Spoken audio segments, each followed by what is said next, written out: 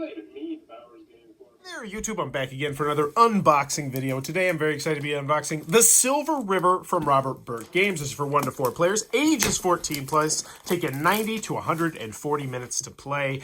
And I'm very excited about this because I was not expecting this one in the mail.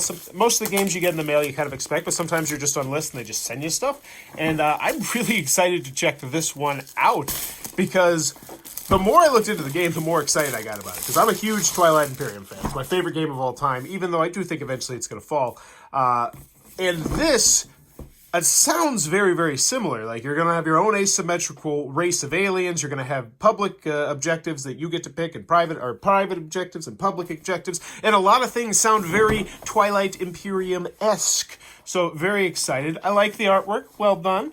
Doesn't knock my pants off, but I like it. I like it a good deal. Checking out the rule booklet. I actually was cheating a little bit. I looked at the rule booklet at my son's wrestling practice last night, and it pretty much boils down to you're going to have a whole bunch of different actions that you're going to be able to take, and you're just going to take, I believe it's 3 or 4 actions a turn. I think there's one special alien race that has that. And honestly, I understood the game for the most part as just reading the rule booklet without the components, which is always good. And it's mostly just all these actions. Just there's tons of actions. There's politics actions, military actions, civilization actions, actions, technology actions, bakery actions, all sorts of different stuff. Ooh, this is interesting. I like this. Very cool. Opens up like a snowflake almost. That is really neat. I like that. I like that. It makes me wonder, you know, it's going to fit it's going to fit those tiles in there super nice and neat too. Big fan of that. All right, what do we got? Here are the races. Wow. Holy moly. Okay, so we got the Nordics.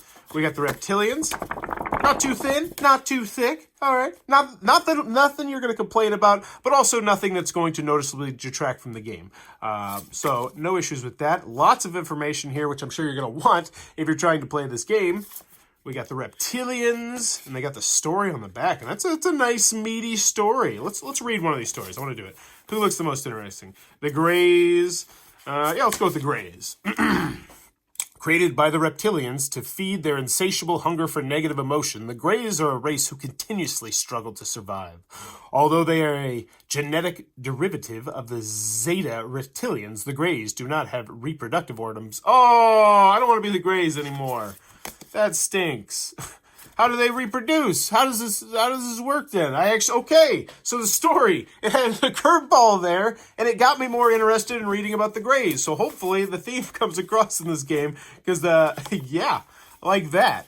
So what do we got next? This is where you're going to be keeping track of all your productions, and these are going to be where you're going to be choosing your actions. Let's see, are they double-sided? Same thing? They look like they're same thing on both sides. Okay. What do you got? Ooh, miniatures. I didn't know there were miniatures in this. Color me extra surprised. Colonization. Okay, populate. I'm going to guess that these are some of the actions, perhaps? Not sure. Not sure, but the more of these you have, the more likely, easier it is to figure out the game. Martians, there's a lot of races in here. So what do you got? These, oh yeah, your little player protector things, so you can protect your information. Just futuristic sci-fi stuff, like the artwork once again. And we got components. Let's check out I am very impressed with this so far. Wow. Yeah, these are really nice looking meeples. Very distinctive looking. They're going to really pop on the board, give us some table appeal. What do we got? Some dice, D6, but obviously not just sixes. These are different shapes. Looks, I think they're printed on there. Yeah, they're not in great printed on there though, but they're nice dice. Circles. Yeah, I don't know what any of this stuff means. First player token. Always nice to see that. And very clearly marked. I do like that. I do really like that because this could get lost in the shuffle. Why is there music somewhere? I don't know. Let's keep going. Tiles. These are going to be different planets. All right. I want to check. Wow, look at that. That is awesome. That is a really cool miniature. Oh, look at the detail on that dude. He is gnarly. All right, next we got this dude. Oh, he's cool looking. Nice detail on these. Like if I painted, I would really enjoy painting these. And then we got the last one. What is this guy's like a big old blob? What in the world? I love the art style in this game even more now. Those are really distinctive. We got a lot of cubes. Let's see what we got cubes-wise. We got green cubes. I do like the color of these cubes a lot, though. I think that's an underutilized cube color. I don't think I've ever seen that color in a game before. I really like that color a lot. Moving onward, blue. You've seen blue. Once again, I really like the color of these stars as well. Wooden stars, I believe. Let's take one out. Give it a feel. These are going to be, I'm assuming, marking a bunch of stuff about your character because they come in a couple different colors.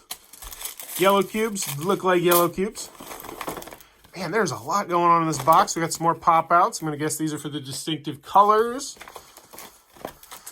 We have the domestic investment board. This is where you're going to be able to, so from what I remember reading in the rules, it's like your actions most of the time are going to be utilized to try and sway things in the galaxy, but you also have to keep track of your people at home by taking care of the arts, the education, social programs, and stuff like that. So this will allow you to do that, and it'll gain you special abilities, which sounds really interesting. It also has one of the mechanisms that I really like, which is where the first person to pass starts to gain special perks. And so the longer you play and the longer you're depleting your resources, the other person is gaining resources. I think it's a really cool mechanism that I like in a lot of games. So what do we got going on right here? Moons. These are nice. These are nice. Nice little tokens. Not sure what they're going to mark. A lot of stuff going on in this game. Holy moly. We're not even... Okay, we're going to have to speed it up a little bit. Maybe. Ooh, numbers on the back. Color me intrigued. Looks like a mini game inside the game. And wow, the hits just don't keep on stopping. This is where you're going to be putting your cubes. Look at that. That is whatever the word is. Where it's innard. But yeah, you can physically put it in there. That is so nice to hold that in place, and everybody's going to get one. You get an incest board, and you get an inrest board, and whatever it's called. Oh my good golly. Wow. Let's see. Are we getting some soup? No, it doesn't look, maybe a little bit. I can't tell if that's from the factory, if that's from the fact that I was working out in the garage before this. All right. Sorting out. I finally made a toolbox.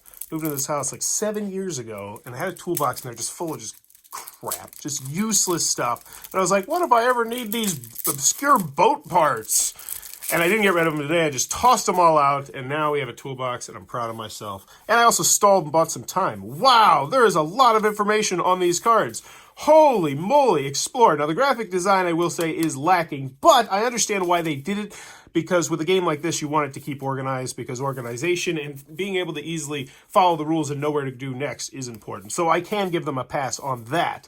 But wow, these look like a bunch of little stories. Let's see. Side quest A. The signal generator destroyed previously kept a monster in stasis. Now it's unleashed upon the galaxy, and you have selections, sometimes up to 3 selections. Whoa! That's exciting, because this is a 4X game. We're going to be exploring. We're going to be exploiting. We're going to be exploding, attacking. I think that's what that one is. And explaining our emotions. I don't remember what the last 4. Nobody remembers the 4Xs. That's one of the rules of learning about 4X games. It's kind of like Fight Club, is that you cannot ever reveal all 4 of the X's. You actually have to pretend that you have always forgotten 1 or 2 of them. It's why you always see people doing it. Pro tip. Oh my gosh, I'm going to get beat up for talking about it. What do we got next? We got monster ability. So it looks like, oh, okay. So it looks like the monsters are going to have, wow, this is looking like a game that's trying to pitch you a story each and every time with a different things happening. This gets me excited. Is the monster enraged? Is the monster a time warp? Shut your mouth, computer. Is your monster weakness? I'm excited. This also plays solo, so I might get this to the table solo first so I can teach it a little bit easier. What do we got? Galactic Leader. Monsters. Oh, okay, I really do like this artwork in the background, though. Lots of information that you can see just on the back of the card here. Good use of space. Big fan of that. You can tell they put a lot of time and effort into this game. This feels like a game that was crafted. Not a game that was made, but a game that was crafted. Someone did this with love, and wow. Oh, and these sync up with the miniatures we were just looking at. That's so cool. Oh, I want to see this guy. I want to see this dude. Let's see that dude. Let's see. He's going to look gnarly. Oh, that's cool. Okay. Wow. You got me. We got me. I'm totally impressed, and we still got more. We still got more. What else do we got? This is going to be technology.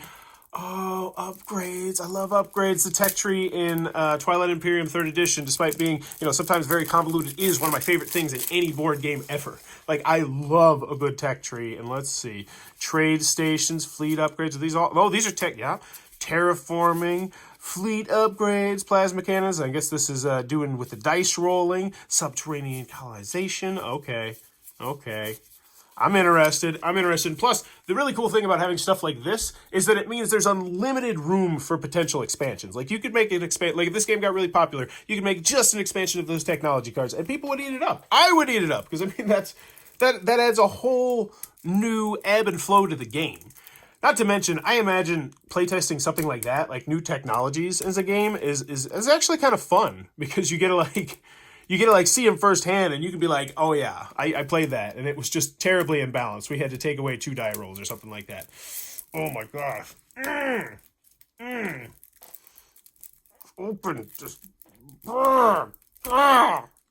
Why is it so hard every time? Here, this looks sharp. What if I can use this? Yeah, I think that's going to work. That's good components right there. That is some good componenting. Oh no, I messed up the cards a little bit, but I got it open. They just messed up a little bit. Someone, somewhere out there is just like melting at their keyboard right now because I scuffed up this card. But now it's open, and I stalled for time, I guess. So this was what also really got me excited. I love the public and the private objectives in Twilight Imperium 3rd Edition. And what was really interesting about this one is, from what I read, you actually get to pick out your own objectives. So you kind of are planning your path through the game, which I think is really cool. But then also the public objectives, I imagine, might steer you a different direction. So it's really cool. All right, last one. This one's going to open real nice and easy. All right, let's look for the little slit. We got it. Oh, we're so good. So good. Yes. Okay. So we got tactics, whole deck of tactics cards. Okay. This one's a little too bare bones for my liking. Let's see. Are those ones? At least this one's got some more details. That one's like super bare bones, but hey, whatever. Blockade. So these are tactics. Surprise vote. Instant. Oh, so these look like action cards that are going to do various different things. I don't know what all is going on down here. We got a huge old pile. I am very excited to get this one to the table, hopefully soon. That is the Silver River from Robert Burke Games. It looks like it might be your cup of tea. Be sure to check that one out. Also, stay tuned to the channel, as we'll have some more content on said game. If you're enjoying what I'm doing, please be sure to click on that subscribe button down below. If you want to support the channel, please consider supporting the Patreon down below, as it helps make the channel easier. It makes it easier to do, because I'll have more better cameras and stuff like that. And in the comments below, let me know, what is your old favorite game of all time? Let's say your last favorite game of all time. So not your favorite game of all time now, but the game that was your favorite game of all time before that game. For me personally, well, I actually got thrown into the deep end a little bit with Twilight Imperium. That was probably one of my first, say, 20 games that I played when I first got into the hobby, and that's kind of like Zombie Dice, Cards Against Humanity, that sort of thing. So I think my favorite game before that was Pandemic. I was huge into Pandemic. Me and my wife both were, and we saw these expansions we got to play through, and we were just all in on that game. And actually was the game that kind of got me into the hobby. So my favorite game of all time right now, Twilight Imperium, but before that it was Pandemic. But let me know in the comments below, what was your favorite game of all time before your current favorite game of all time? And as always, thanks for your time, YouTube.